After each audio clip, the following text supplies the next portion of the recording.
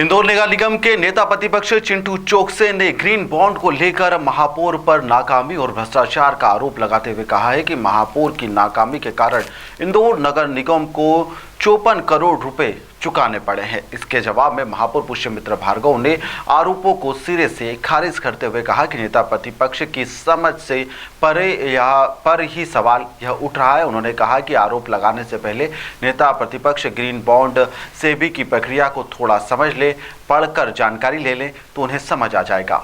इंदौर नगर निगम चिंटू चोकसे ने महापौर पुष्यमित्र भार्गव पर भ्रष्टाचार का आरोप लगाया है। उन्होंने कहा है कि ग्रीन बॉन्ड के तहत इंदौर नगर निगम को राशि प्राप्त हो जाने के बावजूद भी जलूद में सौर ऊर्जा का संयंत्र लगाने का काम 1 साल बाद भी शुरू नहीं हो सका है। चिंटू चोकसे ने कहा कि पिछले साल फरवरी में ग्रीन बॉन्ड के तहत इंदौर नगर निगम को 300 करोड़ रुपए की राशि प्राप्त हुई थी, लेकिन इस राशि के 1 साल बीत जाने के बाद भी ऐसी यह स्थिति में यह योजना बढ़ी हुई। वहीं पर चिंटू चोकसे ने यह भी आरोप लगाया कि टेंडर पर फैसला कमीशन के चक्कर में नहीं लिया जाता है। इन आरोपों पर महापौर पुष्यमित्र भार्गव ने जोरदार पलटवार किया है। उन्होंने कहा कि नेता प्रतिपक्ष की समझ पर यह सवाल उठ रहा है। महापौर भार्गव ने कहा कि नेता प्रतिपक्ष को ग्रीन बॉन्ड सेबी की प्रक्रिया की जानकारी नहीं है, इसलिए उन्हें पहले थोड़ा पढ़ लेना चाहिए, जानकारी ले लेना चाहिए और उसके बाद कुछ बोलना चाहिए। बता दें कि इंदौर नगर निगम जलूद में नर्मदा किनारे सोलर प्लांट लगाने के लिए ग्रीन बॉन्ड इशू जारी करते हुए 700 करोड़ रुपए से ज्यादा हासिल कर चुका है और इसको लेकर अब राजनीति भी शुरू हो गई है। देखिए कि आपको सबको पता है कि पिछले साल फरवरी में मुंबई में नगर निगम ने पहली बार ग्रीन बॉन्ड जारी करे और जनता से पैसा इकट्ठा करने की बात हुई और उस बॉन्ड के पैसे से हम जलूद में एक प्लांट लगाएंगे, सोलर प्लांट लगाएंगे, जिससे हर महीने लगभग 4 करोड़ रुपए की बिजली के बिल का फायदा होगा। अब वो पिछले साल फरवरी में हमने बॉन्ड जारी करे, जो चंद घंटों में बॉन्ड की बिक्री पूरी हो गई। 300 करोड़ रुपए पे हमने उसको लॉक कर दिया। आज अगर उस फरवरी से इस फरवरी की बात करो तो 1 साल से ज़्यादा का समय हो चुका है।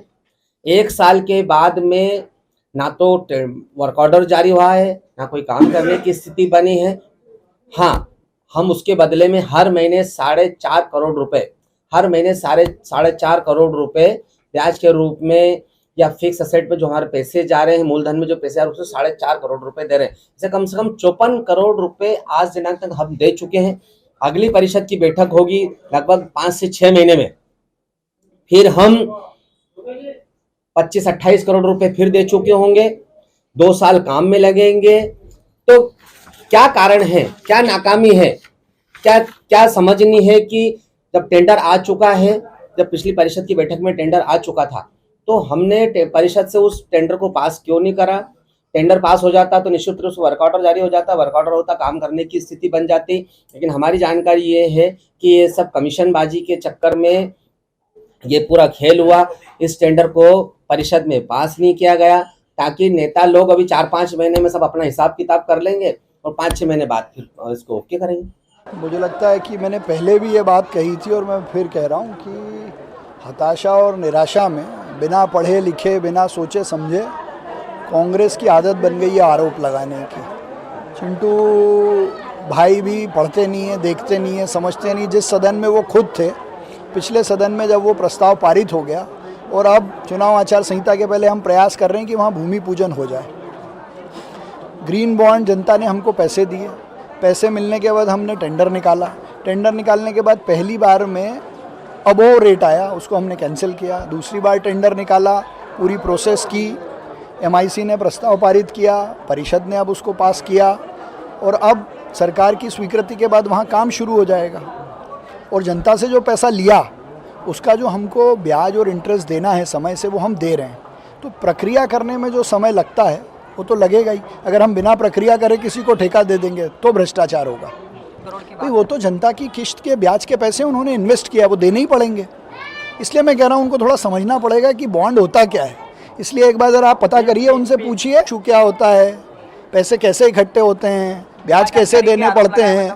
बिल्कुल वो मैं आपके माध्यम से उनसे बोलता हूँ कि एक बार वो ज़रा पता करके बता दें पब्लिक इशू क्या होता है, सेबी का अप्रूवल कैसे होता है, सेबी कैसे मॉनिटर करती है, ये सब चीज़ें ज़रा एक बार वो बताएं।